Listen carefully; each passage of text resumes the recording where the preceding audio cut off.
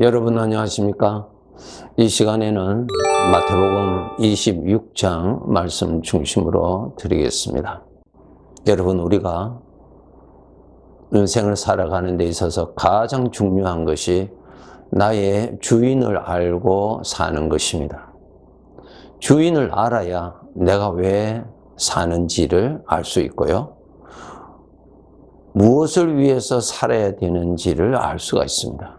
사람은 각자 자기 나름대로 열심히 살잖아요.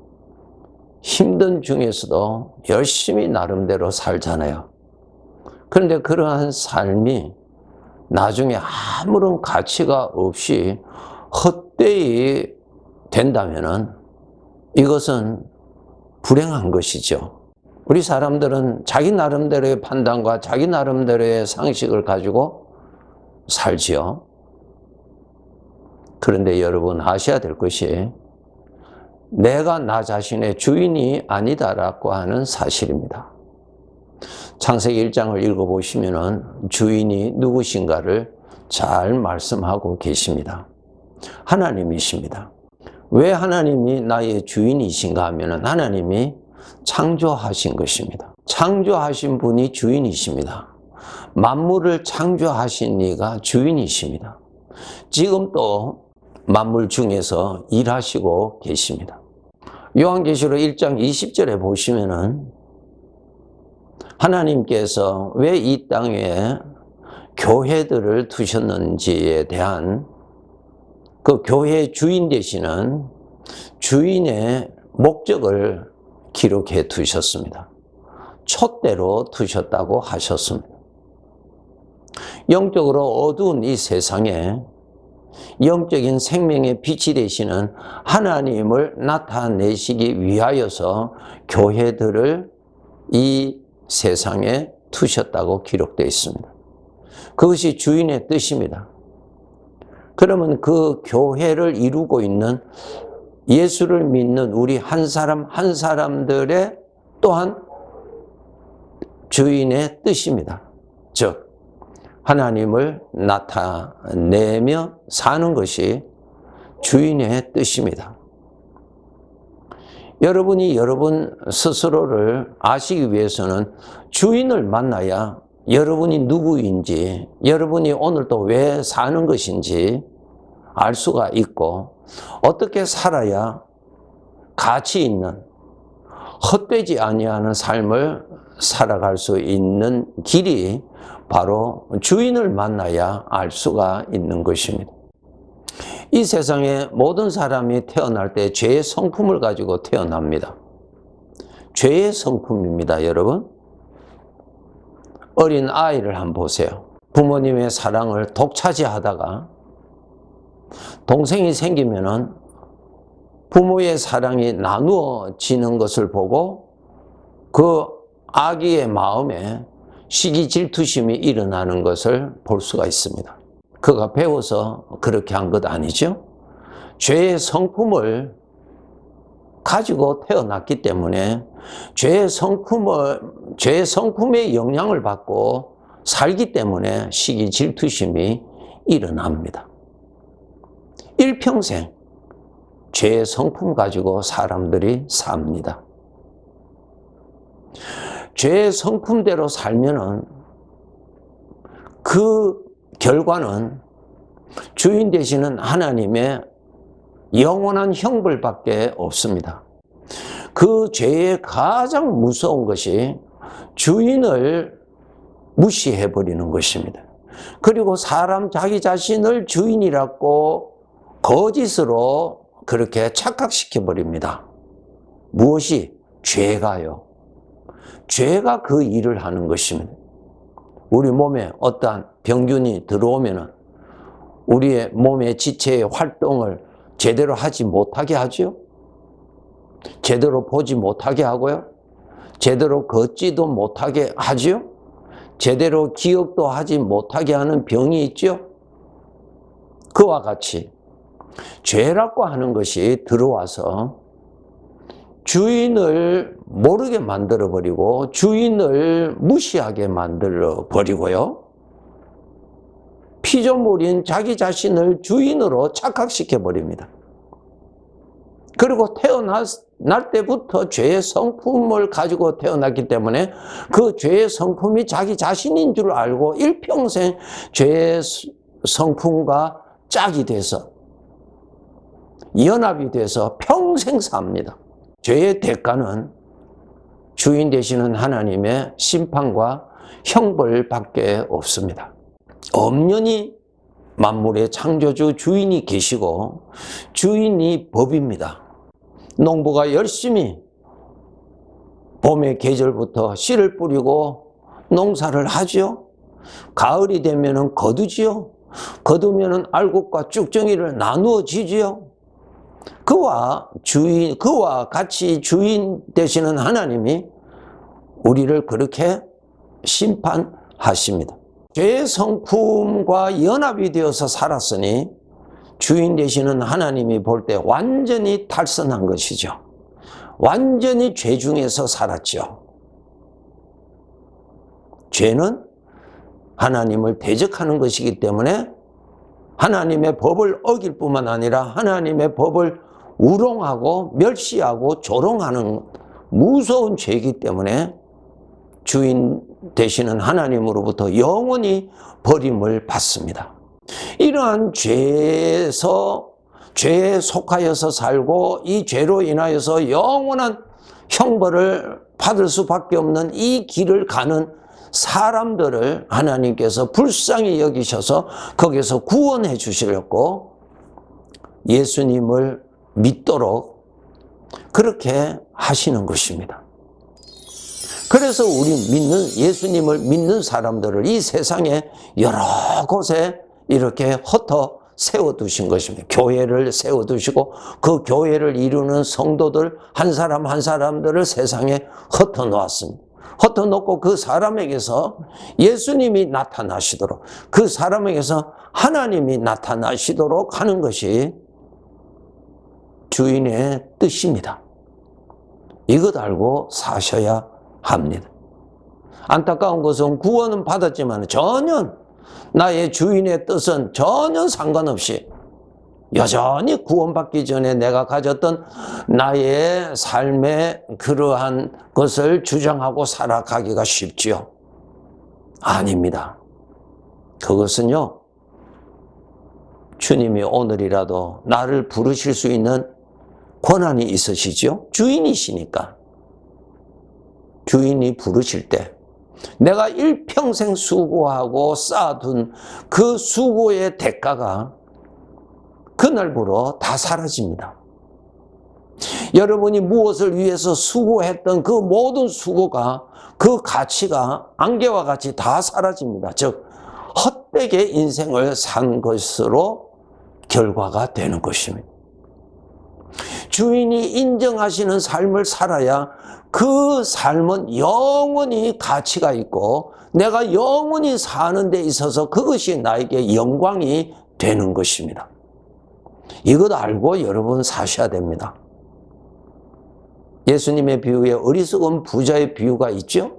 그는 열심히 수고했어요. 그래서 그 대가를 얻어서 열심히 사업에 성공했습니다.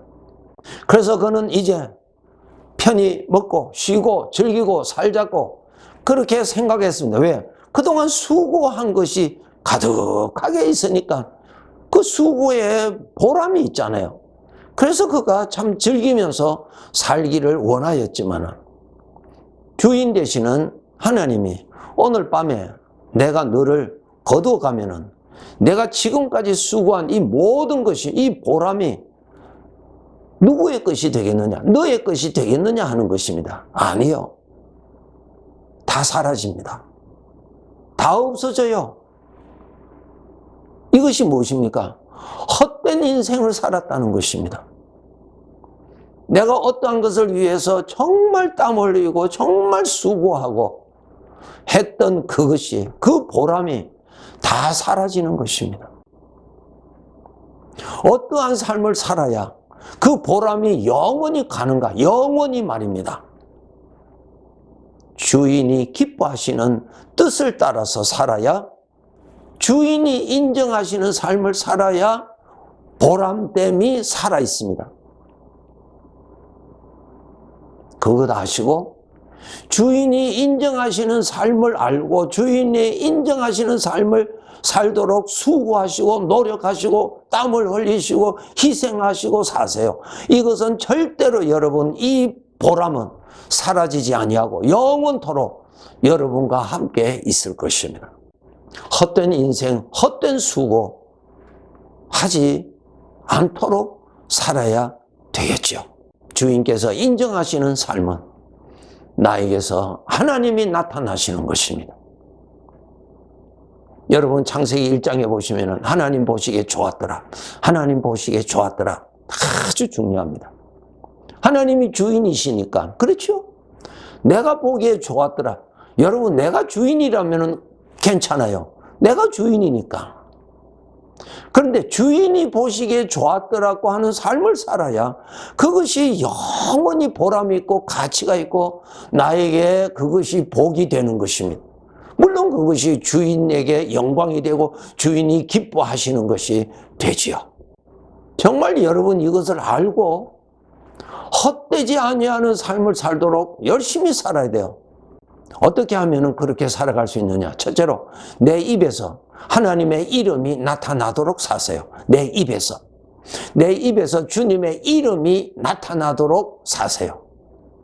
주님의 이름이 나타나기 위해서는 주님의 말씀대로 오늘 하루의 삶에도 주님이 함께 계시는 것을 알고 의식하고 함께 계시는 주님께 입을 열어 감사합니다. 주님 감사합니다. 그리고 주님께서 늘 돌봐 주시는 그 은혜를 알고 그 은혜에 감사합니다. 주님께 감사하세요. 그리고 나의 이웃에게 나의 주님께서 나에게 베푸시는 그 사랑 그 은혜를 나누시면서 내 입술에서 주님의 이름이 높임받도록 주님의 이름이 나타나도록 하세요. 이름이 나타난다는 말은 그분이 나타난다는 것이고 그 이름을 높인다는 것은 그분을 높인다는 것입니다. 하나님 보시기에 좋았다. 여러분 사람의 이름을 욕되게 하고 사람의 이름을 무시하는 것은 그 사람을 욕되게 하고 그 사람을 무시하는 것이 되지요. 하나님께서 주신 십계명에 여호와의 이름을 망령되이 일컫지 말아라 그랬어요. 하나님의 이름을 망령되이 일컫는 것은 하나님을 욕되게 하는 것이죠. 그것을 아시고 여러분의 입술에서 하나님의 이름이 높임받도록 하나님께 감사하시고 여러분의 입에서 주님의 이름이 많이 나타나도록 하세요. 하나님이 보시고 아주 좋아하십니다. 그리고 여러분의 마음에 주님의 은혜를 품으시고 여러분의 마음에 주님께 감사하시고 여러분의 마음에 주님을 의식하시고 여러분의 마음에 주님을 모시고 계신다면 그것이 바로 주님이 기뻐하시는 것입니다.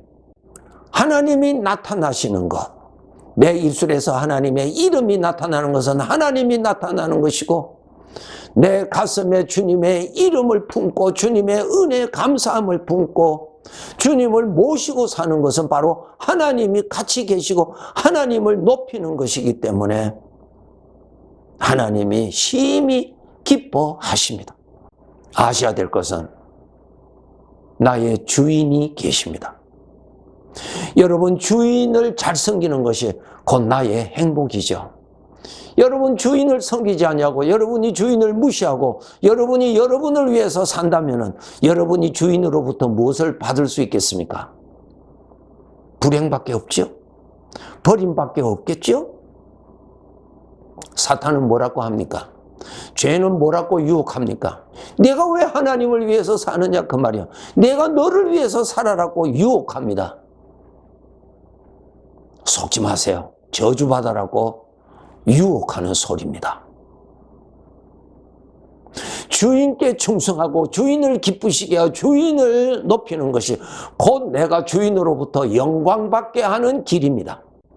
이런 삶을 사셔야 됩니다.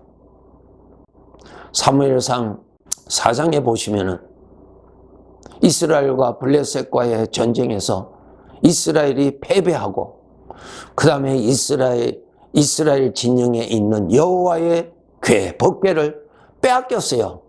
블레셋이 그것을 탈취해 가지고 가버렸어요. 여러분의 입술에 여호와의 이름을 마치 빼앗긴 사람처럼 여호와의 이름이 나타나지도 않고 살아계시는 주님이 자기 가슴에 살아있지도 아니하고 빼앗긴 자와 같이 그렇게 살아서는 결코 되지 않습니다. 주인이 영광을 받으시도록 모시고 섬기는 것이 여러분이 복되게 사는 것입니다. 그 수고가, 그러한 삶은 영원히 보람있고 영원히 가치가 있어서 주인으로부터 영광을 받게 되는 것입니다. 이러한 삶을 열심히 살아야 되겠죠? 오늘날 이 세상 사람들은 헛되게 삽니다. 죄의 성품과 연합하여서 주인으로부터 받을 진노를 쌓는 삶을 살아가고 있고요. 자기 나름대로 만족하고 성공하여서 지금 그것을 즐기고 있지만 자기가 수고한 것을 거두어서 즐기고 있지만 안개와 같이 다 사라져 버릴 것입니다. 영원히 그 수고의 대가가 남는 삶을 살아야죠. 하나님 보시기에 좋았더라. 오늘 여러분이 어떠한 사정에 계시든지 여러분의 입술에서 주님이 살아계시는 그 이름이 나타나도록 여러분의 가슴에는 나의 영원한 보배가 되시는 주님을 모시고 있는 주님의 보좌가 되도록 그렇게 열심히 사세요. 그 열심히 산 삶은 헛되지 아니하고 영원히 여러분에게 영광이 됩니다. 네. 감사합니다.